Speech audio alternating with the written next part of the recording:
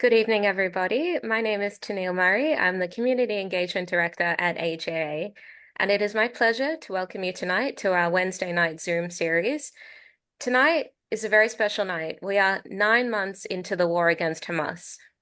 Tonight will be a special briefing, which will be quite a high-level strategic briefing with our special guest from Israel, retired Major General Giora Eiland. With the war against Hamas now in its 9 months, many are saying Israel has no alternative but to take action against Hezbollah in southern Lebanon. There are many complex scenarios, and tonight we're going to take a deep dive into some of these scenarios, into what's really going on behind the scenes, and you'll have an opportunity to ask questions in the Q&A section and really get the questions that you've been thinking about and wondering about this war answered by somebody who is incredibly well knowledgeable and will hopefully be able to answer these hard-hitting questions. I'd like to make special mention of our member supporter, Greg Rosshandler, who is a great friend of Giora and helped us organize tonight and really help put this together. So thank you very much, Greg. Just a bit of background on our special guest. Giora Eiland, Major General retired, is the former director of the National Security Council and former head of planning, the planning department of the Israel Defense Forces. If you have any questions tonight, please use the raise hand button and we'll come around to you in the Q&A section.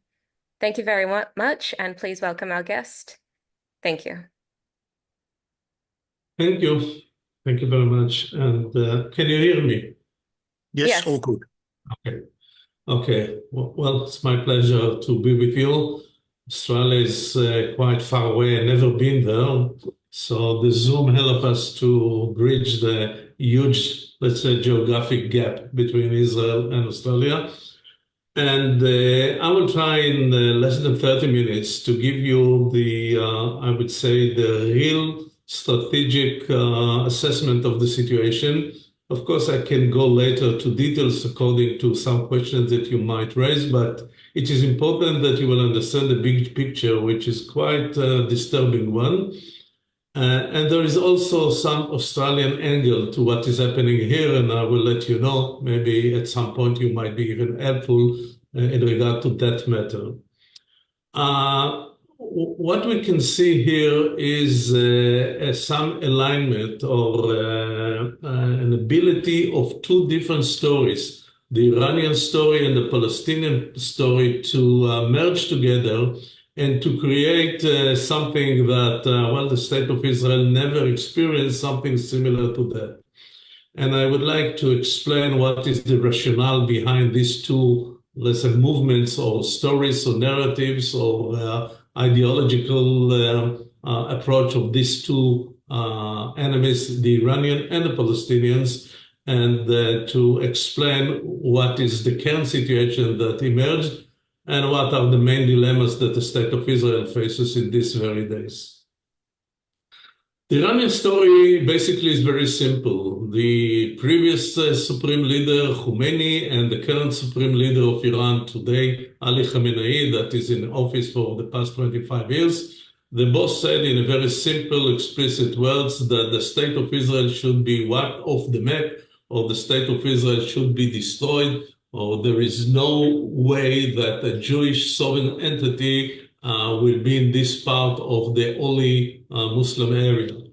And but until 10 years ago, it was a vision. It was something that was based on ideology, but not necessarily was translated to real action items. But about 10 years ago, a new general was nominated to be the commander of what they call the El-Quds, Quds, by the way, Jerusalem, to Quds force, which is the, let's say, the military wing of the Revolutionary Guard. Revolutionary Guard is all the forces that are working for the Iranian regime. They are not under the president of Iran. They are reporting directly to the supreme leader. And of course, their mission is number one, to preserve the regime. And the other mission is, of course, to expand the Iranian revolution to other countries. And 10 years ago, this very skillful person, his name was, or is Qasem Soleimani, said, well, if we want to really to be able to destroy Israel, we must take 4 actions that so far we did not make. The first one is to increase the number of enemies that Israel has. At that time, let's say 10 years ago, we did have the problems with Hezbollah in the north, in Lebanon. We'll speak about that in a few words later. And we do have Palestinian groups, Hamas and Islamic Jihad in the West Bank, but mainly in Gaza. But he said that's not good enough. We need to have more enemies. So we, the Iranians, should establish pro-Iranian militias in Syria, Iraq, and Yemen. And by doing so, we can actually encircle Israel. And he called his plan Ring of Fire around Israel. By the way, Ring of Fire is a very famous song of Johnny Cash, a very well-known country singer in America. But Qasem Soleimani had a very different interpretation or meaning of the word Ring of Fire. So the first is to establish more pro-Iranian militias that can be an effective enemies against Israel. The second thing is to supply all those forces, and now we can include Hezbollah, the militias in Syria, militias in Iraq, Hamas in Gaza, and the Houthis in Yemen. We can supply them with the most advanced Iranian technology. So they are not going to be or to continue to be, let's say, primitive terrorist organizations with Kalashnikovs or maybe some other primitive weapons. We will give them the best updated Iranian technology, including a very precise missile system. It could be ballistic systems or ballistic missiles or cruise missiles, very advanced UAVs, very advanced anti-tank and anti-aircraft missiles, very well secured and encrypted communication systems, and actually everything that we in Iran managed to develop, and Iran is quite a technological empire. We will give these enemies in order to make them as effective. And even if some of these enemies, especially in Iraq and in Yemen, are in ranges of hundreds of kilometers from Israel, they still will have the ability to attack Israel with this very advanced weapon system. So this is number 2. Number 3, the enemies that are so close to Israel, Hezbollah in the north, that is actually deployed along the Israeli-Lebanese border, and Hamas in Gaza that is so close to the Israeli border in Gaza. We will build in these 2 areas, or some of the forces that we will establish below Hamas and Hezbollah will be an elite special forces that each of them, Radwan in Lebanon, Nukhba in Gaza, each of them will have thousands of very, very talented combatants. We will equip them with the most advanced, let's say, equipment. When you see fighters of Radwan in Hezbollah or Nukhba in Gaza, they look like special forces of Australia, America, England, or whatever, from the boots to the helmet and everything in between, including night vision, goggles, and other things. And these forces will be so close to the Israeli border. And again, when I speak to Australians, we have to understand when I speak about an area or about location which is close to the border, we don't calculate it in terms of miles or kilometers. It is in terms of meters, few hundred meters or even few tens of meters from the Israeli border. We will build a very strong infrastructure below the ground. So when we give them the green light, they will be able to assault Israel with thousands of people and do whatever they can do. So this is the third element in the grand plan of Qasem Soleimani. And the fourth one, and maybe the most important one, is since all these militias and forces are reporting to us, to Iran, and all of them are actually working for us, if we, Iran, manage to synchronize the activities, to coordinate, and to attack Israel by surprise from all these directions simultaneously, we, Iran, assume that Israel will not be able to resist. And this kind of a plan is something that had a very good chance to succeed. And I must admit that if they manage to do something well coordinated from all directions, from all fronts simultaneously, and also to mobilize Palestinians from the West Bank and even some Arab Israelis to participate in terrorist attacks inside Israel, or at least in sabotage activities in Israel that will, let's say, destroy infrastructure and things like this, maybe the state of Israel would not have been able to defend itself. So this is the Iranian doctrine. In a moment, we will try to explain what happened on October 7th and since then, but this was the plan. Speaking about the Palestinians, one thing that has to be remembered, and this is one of the things that it is very hard to persuade non-Israelis, is that to tell them in a very, very simple words what the Palestinians want. And I would say the following: if the main goal of the Jews in the past century was and is to have a sovereign Jewish state in this part of the world, the main goal of the Palestinians is to prevent it from happening. And if it is already happened, because there is a state of Israel, then to do whatever is possible in order to destroy it. In other words, the main legacy, the main ideology, the main intent, the main desire of the Palestinians, the main national dream is to make sure that the state of Israel will disappear. And ironically, it is not really understood because everybody believes, or most people in the world, in the West believe, and reasonably so, that the main desire of the Palestinians is to have their own independent state near Israel. Well, it has never been the real Palestinian interest. If this was the real intent, they could have an independent state many, many years ago, first in 36 and then in 48 and then in 2000s and so on. The real intent is to make sure that the state of Israel does not exist.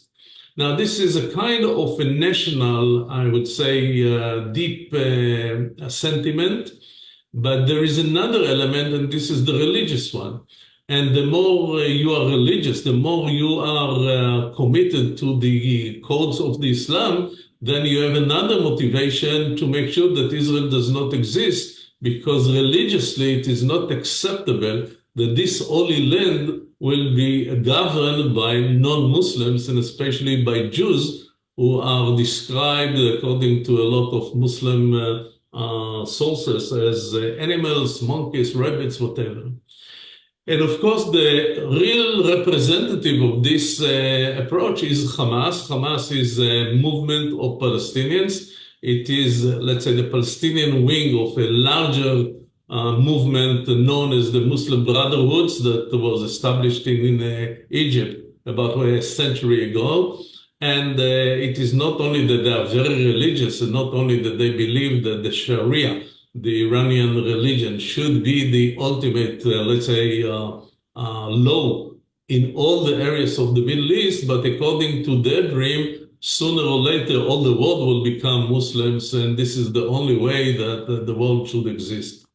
And when we read the charter of Hamas that was published back in 1988, and it has not been revised since then, that's exactly what they said. They said that first we have to destroy Israel and to kill all the Jews, not only to destroy the political entity Israel, but to kill all the Jews who are actually not human.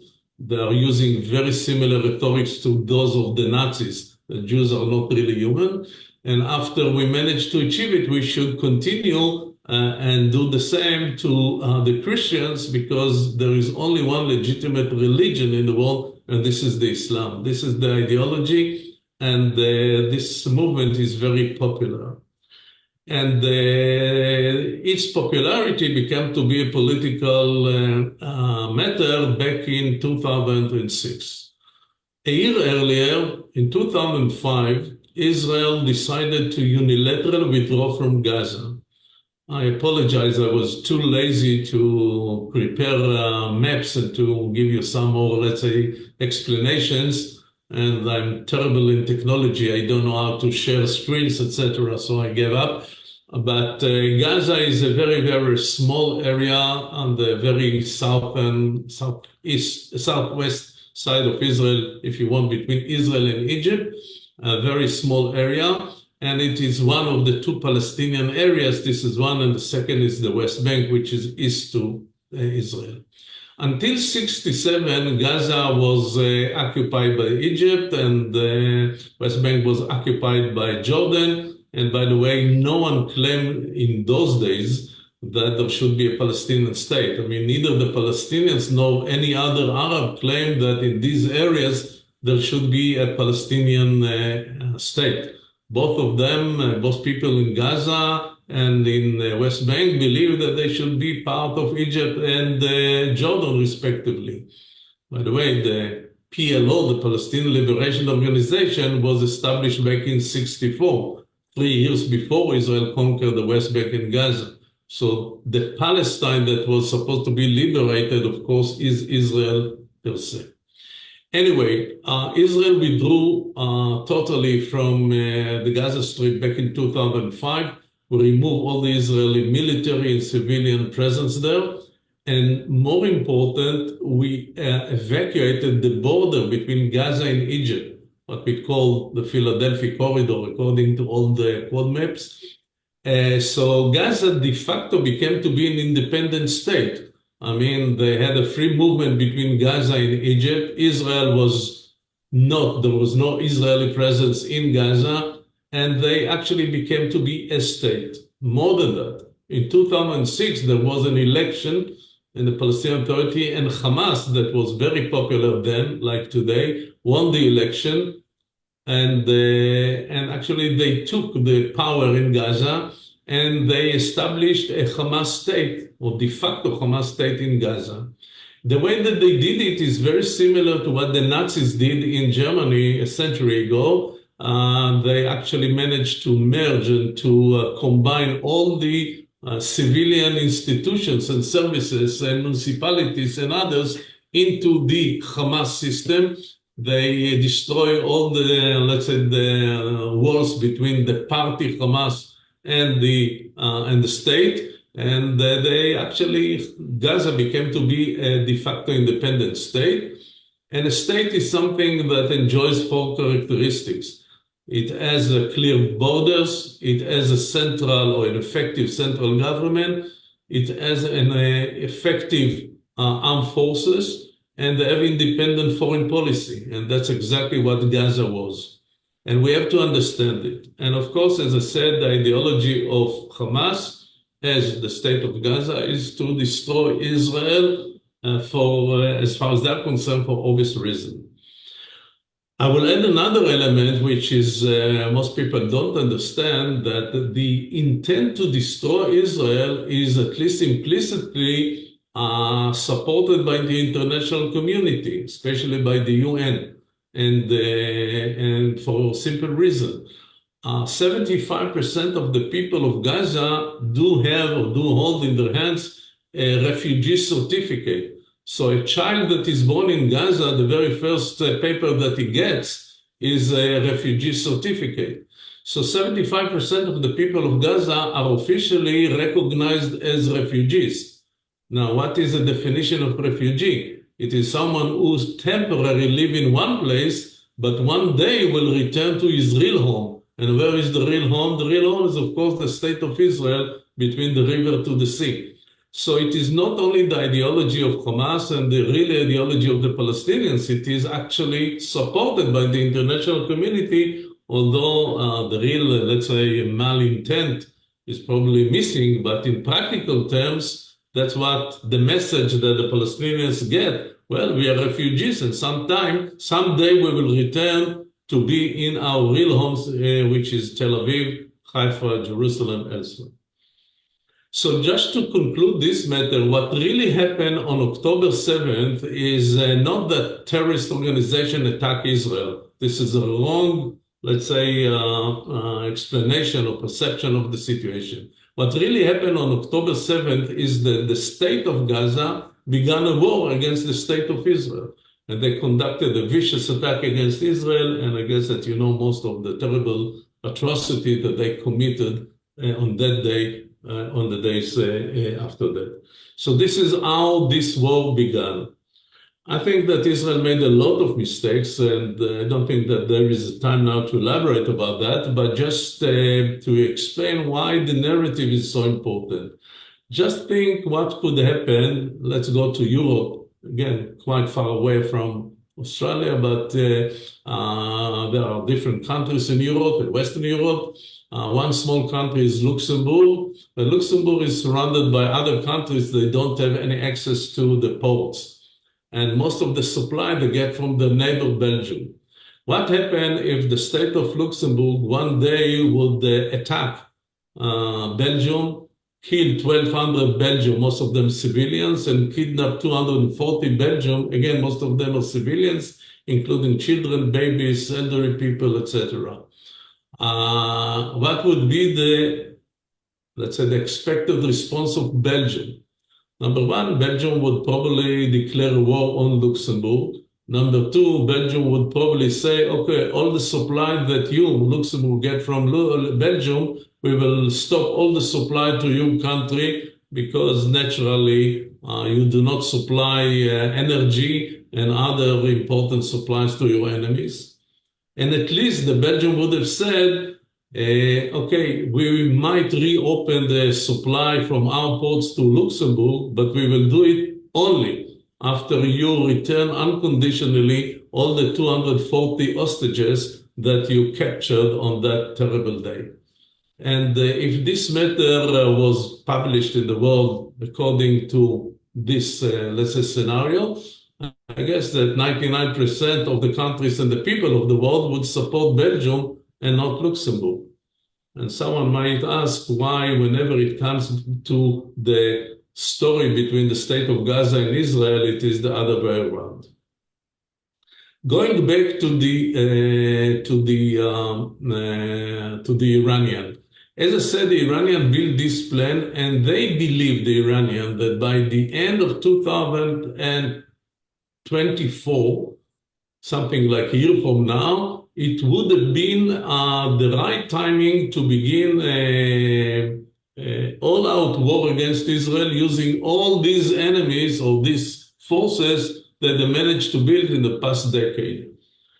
And Iran was surprised by the fact that Hamas decided not to wait until they get some instruction from Iran, but to lead the war. And the leader of Hamas believed that if he would be the first one to begin the war, all the others will join him, so he will be recognized as the real, let's say, victorious leader that managed to unite all the Muslim world, including the Iranian, against Israel.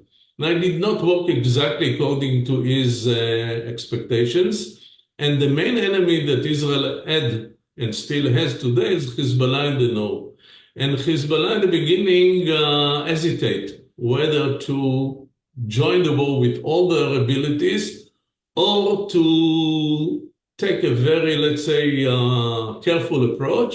And they decided to choose the latter, which is to begin to attack Israel, but to do it only along the Israeli-Lebanese border, to do it in a relatively careful way, as more an act of support rather than as an act of total war.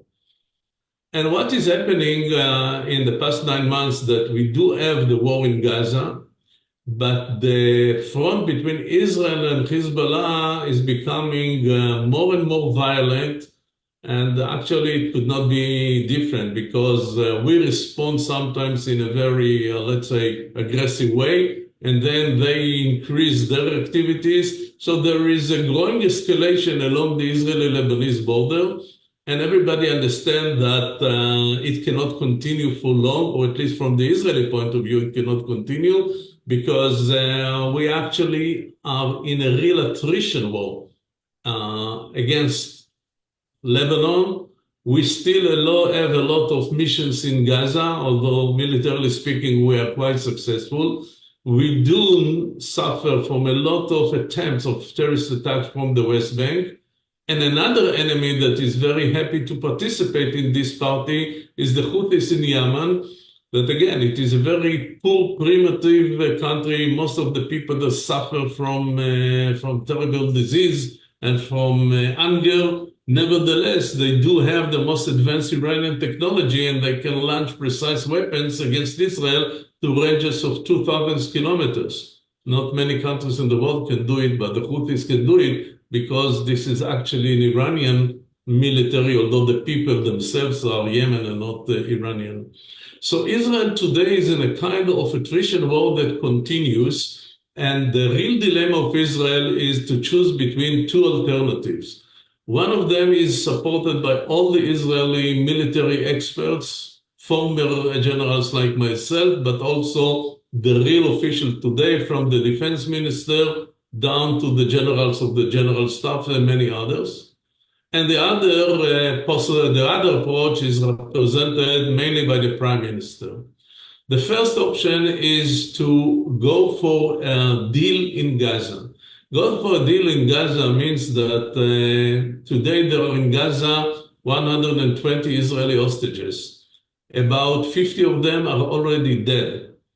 About 70, maybe less, are alive, but every few days we know that another person perish because the conditions in the tunnels of Gaza are, of course, not bearable, especially for elderly people. So since we managed to destroy most of the real military abilities of Hamas, even if it is not a symbolic total victory, we can agree to, practically speaking, to end the war in Gaza. But of course, as a deal that we will get back all the Israeli hostages, it might be in phases, but to get all of them back to Israel, and practically to agree to end the, let's say, the war in Gaza. And if we do so, there is a very good chance that we will be able to stop the war in the north. And Hezbollah, which is the enemy in the north, is saying again and again that they continue to fight only as long as the war in Gaza continue, and explicitly they say if the war in Gaza will be over, we will stop our fire. Now, the fact that there will be a ceasefire in the north too does not necessarily mean that calm will arrive, because most of the Israelis who were evacuated from this area will not be ready to return to live in a range of 200 meters from the fighters of Hezbollah. But there is a good chance that we will be able to reach some reasonable agreement there, because neither Hezbollah nor Iran are interested in a real full war with Israel today.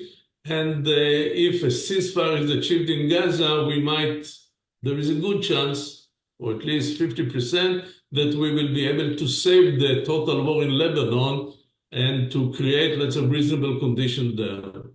And of course, there are some other reasons why such a scenario is important for us. Israel is terribly isolated in the international arena, and we have to find a way to rebuild our credibility and good relations with the West. The Israeli economy suffers, of course, from these multi-front wars. Next year is expected to be a real bad war for the Israeli economy. And the strong Israeli economy is one of the real conditions for the existence of the state of Israel. And there are some other reasons why time has come, let's say, to stop this war. We are paying a huge price for the terrible failure of the October 7th, but we can, let's say, recover if we achieve, let's say, an agreement of the hostages and a ceasefire in Gaza. The second approach, which is chosen by the prime minister, whether because that's what he really believes or because it is political consideration, I don't want to go into details into the internal political situation in Israel, but he says, no, time has come time has not come to stop the war. We will continue to fight in Gaza until a final or total victory is achieved. When such a total victory can be achieved, he does not know, no one really says. And if we continue in a war in Gaza, it is not only that we will continue to be in multi-front attrition wars, But as I said earlier, we might have no other choice but to begin an all-out war, total war in Lebanon, which is, again, it can give us, in the end of the day, some good results. But in between, the war in the north will be by far much more difficult to Israel, and the state of Israel will suffer a lot because of the abilities of Hezbollah. So here we are between two options, and as I said, I believe that 90% of the security establishment is supporting the first approach, while the Prime Minister is supporting the other approach, which I believe is too dangerous to the state of Israel. Last point before I say something about the Australian, let's say, angle here. Again, it is very important whenever we speak about the situation to use the right terms and not to fall into traps that are created by using wrong words, wrong language, or wrong perception.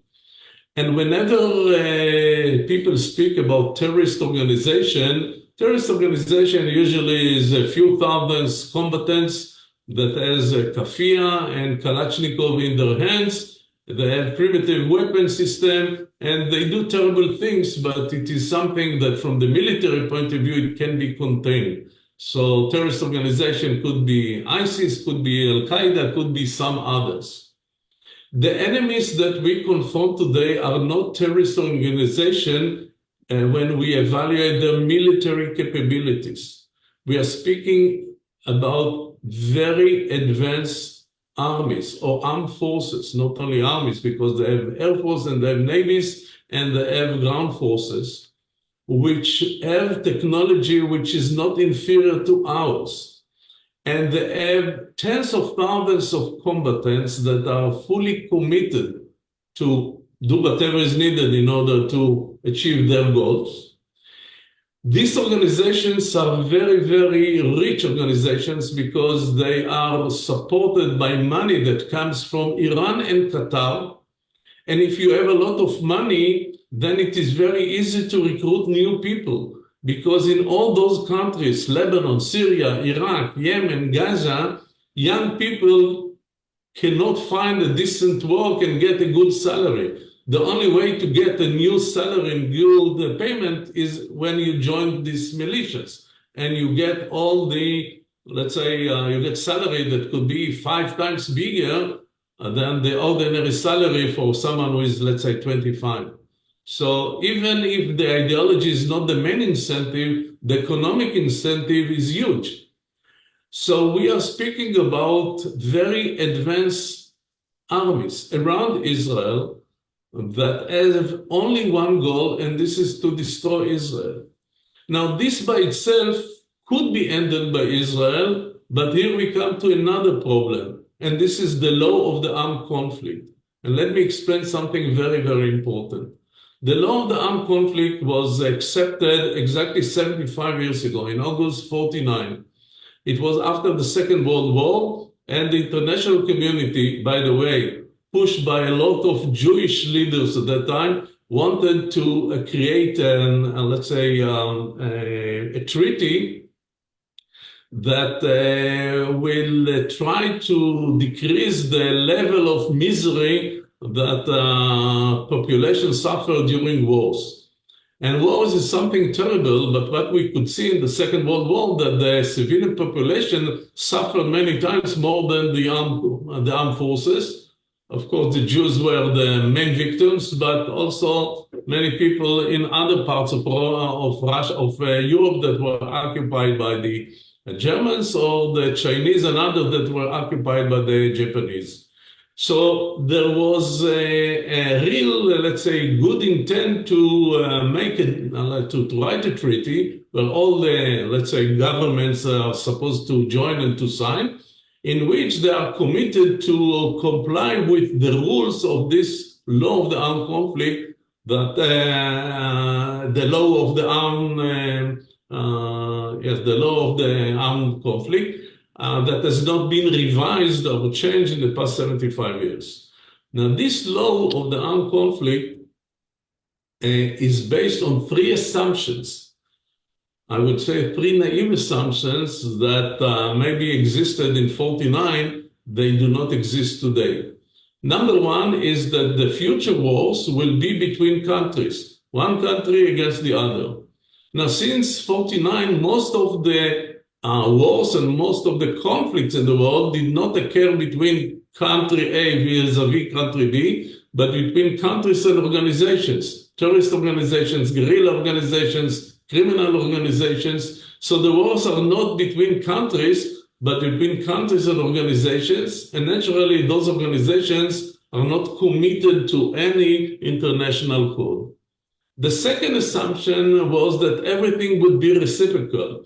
So, for instance, if I'm a soldier, I'm told when you manage to catch a prisoner of war of your enemy, don't kill him, not only because it is not moral, but also because tomorrow you might be a prisoner of war, so you don't want that the other side will kill you. So we will respect the privileges of the prisoners, and also the other side will do it. And as we know very well, neither Hamas nor ISIS nor anyone else like this is preserving, I would say, this mutual approach. And the third and the most important one, everybody understood in 49 that armies of countries, especially like Germany and others, could commit terrible atrocities in the civilian population of the other side. But it was clear that every country or every side that is engaged in war at least will try to protect his own people. The Germans, for example, were very cruel against the populations of others, but the Germans really tried to protect their own people. So there was an assumption that every country will try, or every party that is engaged in war will at least protect his own people. Now, when we evaluate the situation today, we could see that most of the enemies, and certainly all the enemies that Israel fight against, are number one, not terrorist organizations, but real modern armies, but they do not comply with these three assumptions as it was articulated in 49. So we have to fight against enemies that sometimes are as strong as us or modern than us, while we have to keep all the international codes, and they are completely free from that. And this creates a situation that sometimes is almost impossible to fight. Now, Israel is blamed in a very, and this is the last point about that, Israel is blamed by everyone from the ICC and ICJ in the end, and also by every leader in the West, I guess also Australian leaders, and even by the American presidents and others. Many of them say, you killed too many Palestinian civilians in Gaza. According to what? In comparison to what? Based on what you're saying, what you are saying. And let me give you a few examples that will show that the way that Israel behaves, or the way that we conduct our activities in Gaza, is the best possible example of army that take all possible measures to prevent casualties from, let's say, uninvolved civilians over there. I can give you a lot of examples, but the time is running out. I'll just give you one Australian example. 3 months ago, there was a poor incident, only once that happened in Gaza, that by mistake, Israeli forces suspect that a few cars belonged to Hamas. They were attacked by the Israeli Air Force, and the 3 cars were destroyed. 7 people were there, and all the 7 people were people who worked for a very nice and good humanitarian organization, World Kitchen, something, I forgot the name. It was a very sad event. Of course, we investigated this event. There was no real intent to kill them. But in this kind of wars, especially when not only that the combatants and the civilians are so mixed up, but when the enemy is deliberately trying to use the civilians as a human shield, many times you will kill civilians because there is no other way that you can escape it. Nevertheless, one of the victims were Australian lady. And because of that, the Australian government demanded that Australia would be able or will be given from Israel, let's say, the access to conduct an independent investigation of this event. And an Australian general, former commander of the Australian Armed Forces, was sent to Israel about 2 months ago. He spent here a week. He met all the Israeli officers, all the information and all the, let's say, intelligence and operational documents were presented to him. And when he finished this visit, he wrote the following. On one hand, yes, there was an Israeli mistake that they did what they did, and this is something that Israel should do more in order to prevent it. However, all the efforts that Israel is making in order to avoid similar events is exceptional, and we, the Australian Armed Forces, have a lot to learn from Israel from this matter. Now, I know this information from the Chief of Staff of the Israeli Defense Forces, and I met about a few weeks ago, before I knew about that, with the Australian ambassador in Israel, Dr. Ralph King.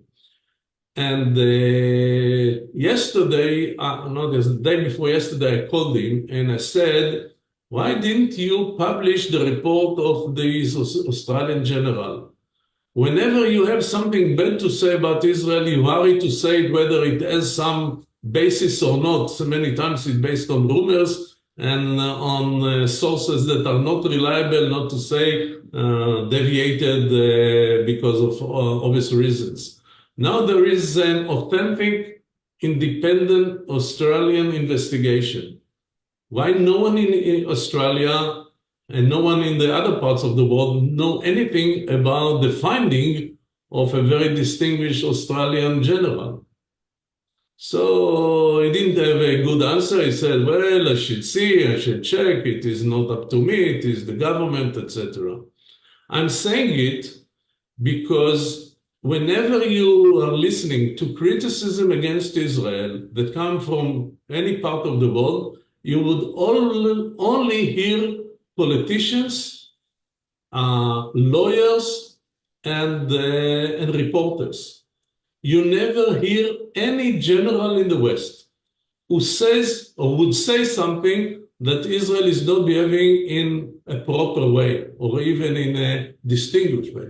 You never hear anyone for good reasons. All of them know very well, and this is another, let's say, presentation. I can speak about that for hours, with details and figures and numbers and explanations and illustrations, why there is no general in the West that dare to say one word against Israel. Not because all of them politically support Israel, on the contrary, but all of them are professional enough in order to understand that they cannot blame Israel for certain things if they themselves, whether they were Australian, British, American, French, or others, whenever they were involved in wars in Iraq, Afghanistan, or elsewhere, they did not behave as good as the Israeli army under much easier conditions compared to the very, very hard conditions of Gaza.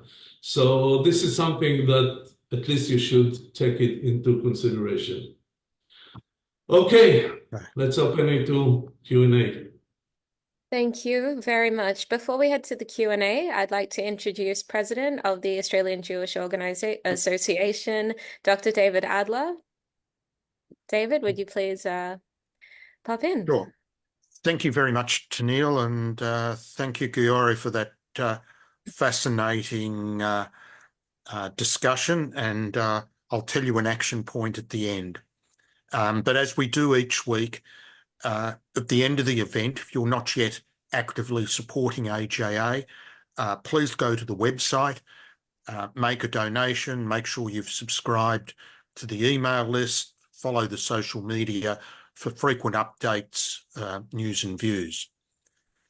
Next week, we continue the defence theme, this time with one of Australia's leading defence analysts, Peter Jennings, and we'll be looking at the defence and defence industry from a more local perspective, whether Australia can defend itself and some of the relationships, including the universities. We need to know more about the relationship between defence and universities in view of some of the protests that we've seen on the campuses. Tomorrow morning, we will be making a very special announcement. AJA has become by far the largest Australian Jewish platform ever. Our Twitter recently crossed a threshold of 40 million impressions in 1 year. This is unheard of in this country, and we suspect that number 2 would be about 1/10 of what we're doing now. So thank you to everyone who's supported the organisation. I'll just make one comment rather than a question. I think that was a very, very powerful point about the publication of the report from the Australian investigator in Israel, who essentially has substantiated Israel's position. I do have direct contact with the Shadow Minister for Defence, Andrew Hastie. He is a former soldier, a former Special Services soldier, and I will give this information to him hopefully tomorrow and get him to press politically for its publication. Thank you. We are quite limited for time today, so I'll ask everybody just questions, no comments. Any comments, pop them in the chat. Alan. Yeah, thanks to Neil. Since October 7, we've heard how Israel is relying on the US for munitions, which seems like a very worrying obstacle to its military independence. So is the IDF running low? And if so, can Israel source them from somewhere else or even quickly resume manufacturing them?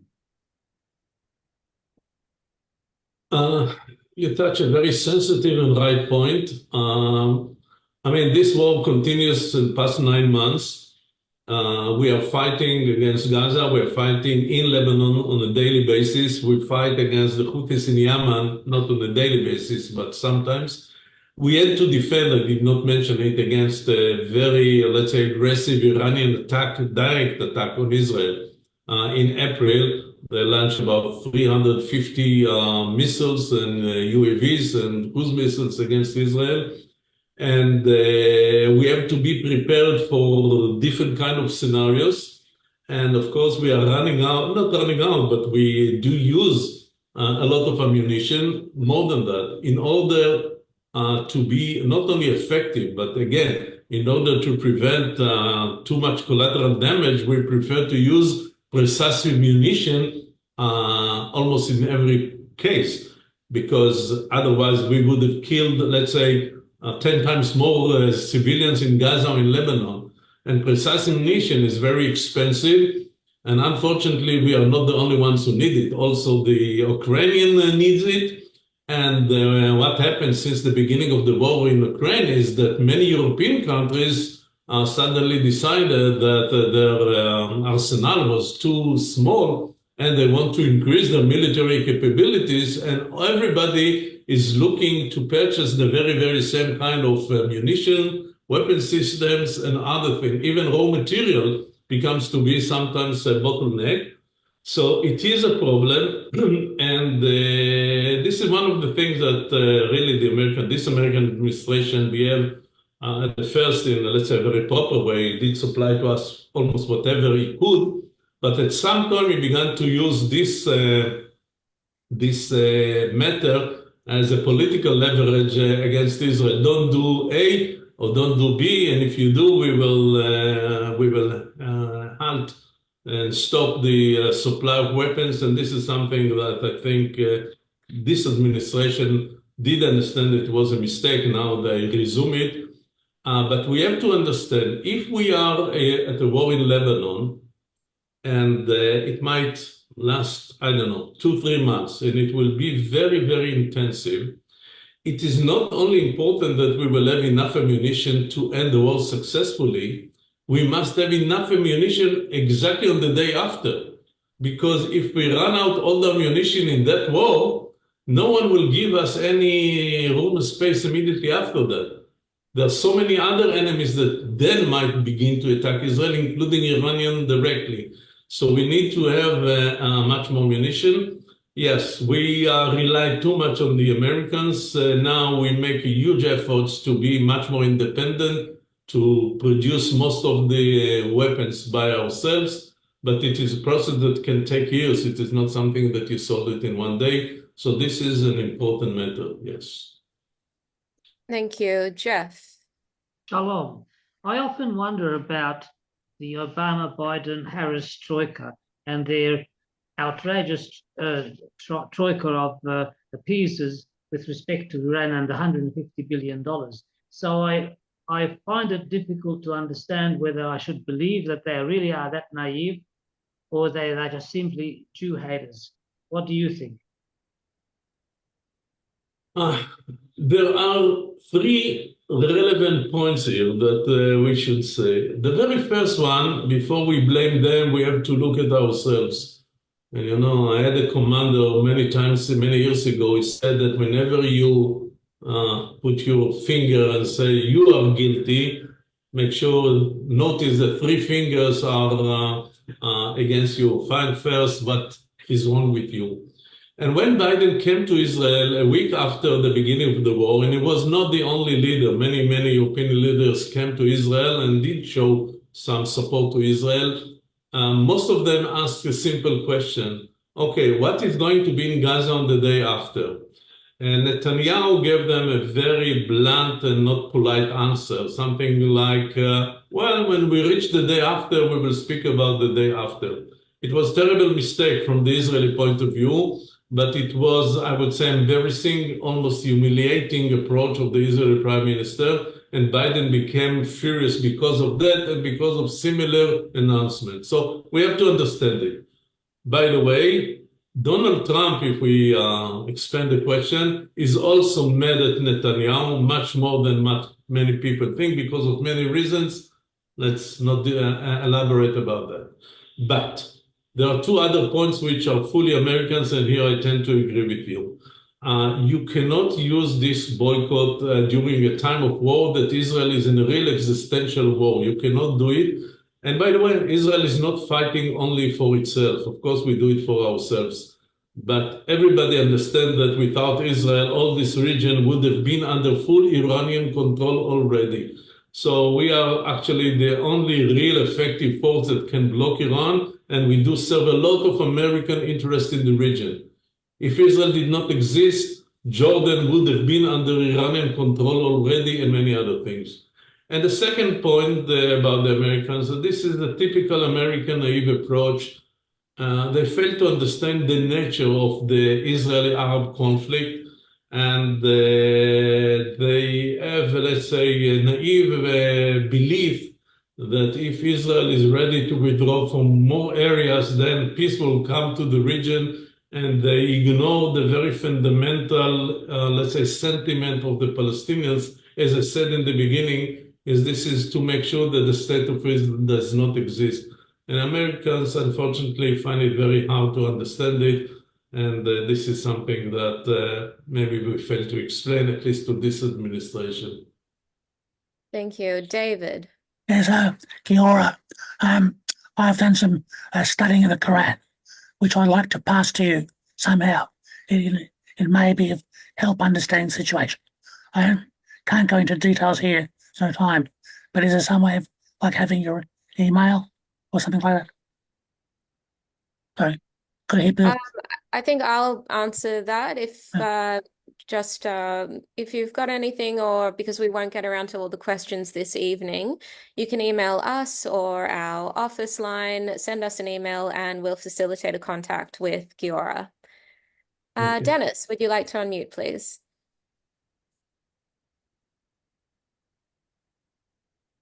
You're advocating for a ceasefire, as I understand it from your dissertation. I subscribe to IDSF and listen to Major General Avivi, who you may be familiar with. he says, or the people he has on his show say, Hamas will do it again and again. If we stop now, all we're doing is deferring to a time when the Arabs become stronger, when Hezbollah becomes stronger, and when it is much more difficult for Israel to defend itself than now. At the moment, we have the upper hand. Should we not continue? Well, this is a good point, and this is the main consideration behind what I can call the second approach. But, and again, I'll try to answer very, very briefly. Number one, from the purely military point of view, Hamas is in a very, let's say, weak situation.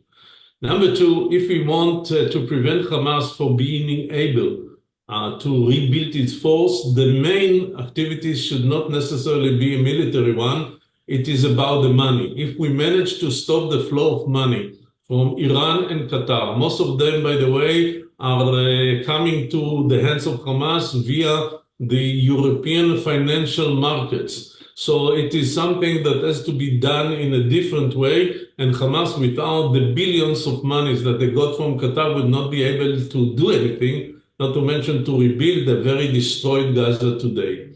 Number three, I think that at least in the next few years, Hamas will not even be interested to do anything, because after the return of the Israeli hostages, they are losing the main cards that they have. And then Israel, if the hostilities are resumed, Israel will have much more freedom. Today, I can tell you there are dozens of places in Gaza that we cannot attack because we suspect that the hostages are kept there. Speaking about Lebanon, and this is something more general, we have to understand again, I never use the word terrorist organization, and whenever we speak about Lebanon, but I said that Lebanon is actually controlled by Iran. Iran controls Hezbollah, and Hezbollah controls Lebanon, not only indirectly, but in a very open way. The government of Lebanon is a government that half of the ministers are of Hezbollah. Any important decision, any nomination, president, chief of staff, whatever, has to be endorsed by Hezbollah. So actually, Lebanon and Hezbollah are synonyms.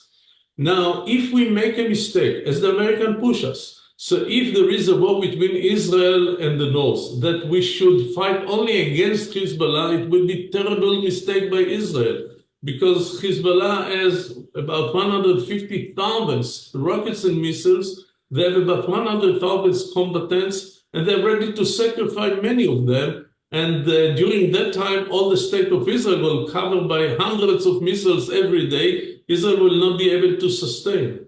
The only real thing that bothers the leader of Hezbollah is what happens if the state of Lebanon is destroyed. Because he says all the time, I'm part of the Lebanese political system. I'm Lebanese patriot. I'm helping Lebanon. I'm defending Lebanon. I care about Lebanon. Now, if Israel decides that the war should be against the state of Lebanon and all the infrastructure of Lebanon will be destroyed, and the city, the heart of Beirut, the capital of Lebanon, will look like the city of Gaza, this is the only thing that can deter Hezbollah and their, of course, leaders in Tehran. And if we begin the war, and that's what we do, then the war can be over in short time, because this is the only scenario that they cannot tolerate. Unfortunately, going to the previous questions, the Americans don't understand it. And they say to us, okay, maybe at some point you will have a total war in Lebanon, but please or not please, you can fight only against Hezbollah. Don't touch the state of Lebanon, although the state of Hezbollah is one entity. And this is something that, again, people are using all terms of if there is a small terrorist organization that we can engage independently, and to ignore the real position of this organization in the country where they operate from. In this case, it is Lebanon, Gaza, I already said, and even in Yemen. Whenever we speak about the terrorist organizations of the Houthis in Yemen, it is a wrong perception. Yemen is a state. It is controlled by a party of bad people like the Nazis managed to control Germany. So actually, the war should be between the West and the state of Yemen. And in order to win this war, it is not enough what the Americans and British do, sometimes to attack in a very sporadic way this rocket launcher or this specific military system that has no impact. It is a war, and in a war you want to win the enemy, you have to fight against the country. It has a lot of far-reaching consequences, but that was the only way that Americans could win Japan in the Second World War. And if we ignore it, we are coming to attrition war, and we give all the advantages to the other side because we treat them as if they are not the real sovereign entity that controls those states. Unfortunately, we are out of time, so I'm terribly sorry if we didn't make it around to your questions this time. I'll hand over quickly to Giora Eiland if you have any closing remarks before we close for the evening. So thank you. First, thank you for the opportunity to present some of the points. I think that many of the things that are described in the war are not described in the right way. And, you know, whenever you watch TV and you see snapshots, it's like to look through a straw. You cannot see the real big picture of the situation. And I try to give you a more general assessment and not to go into some other details. But if and when we have another chance, I would be more than happy to speak about the international arena and Israel, including all the illegal procedures against Israel in the world, that it is not only a not fair approach, it is something that might devastate the position of the West. The West might be losing the future wars because the access of Russia, China, and Iran that support organizations that on one hand they are military armies and on the other hand they are free from any responsibility and from any international commitment. It is something that will push the world to be in a terrible situation in a decade unless it is fully understood in advance. And maybe in our next talk I would like to elaborate about that sometime in the future. Wonderful. Giora, thank you. Thank you very much for your incredibly insightful presentation. We have had a huge number of people who are online tonight, and I'm sure that there are many more watching on our Facebook Live or listening in tomorrow on J-Air. I remind everybody that this has been recorded and will be available on our Facebook and YouTube channel. So please share with your family and friends, because we definitely believe at the AJA that education and knowledge is the most powerful thing we can harness. So to have the facts, to be able to share the facts is very, very important. And we urge you to share these presentations and bring as many people to them as possible. I see in the chat we have a lot of fans already. So that's definitely something that David, Brav, and I will work on. We've had a great impression for tonight. So I'm very, very glad that everybody enjoyed the presentation and found it incredibly valuable. And first and foremost, thank you, Giora. Thank you for your presentation, and we hope to see you soon. Good evening, everybody.